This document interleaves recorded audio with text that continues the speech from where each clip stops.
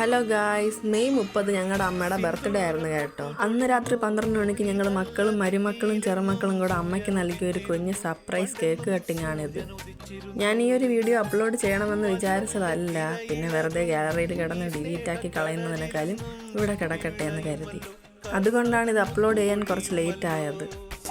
ഓണനിലാവല്ലേ അമ്മയെന്നും നന്മ മലരല്ലേ, ആരെ കണ്ടാലും അവരെല്ലാം അമ്മയ്ക്കു കുഞ്ഞുങ്ങൾ.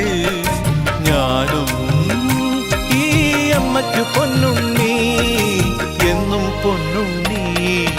തങ്ക മനസ്സ് ഈ അമ്മ മനസ്സ്, മുറ്റത്തെ തുളസി പോലെ, ഈ മുറ്റത്തെ തുളസി പോലെ.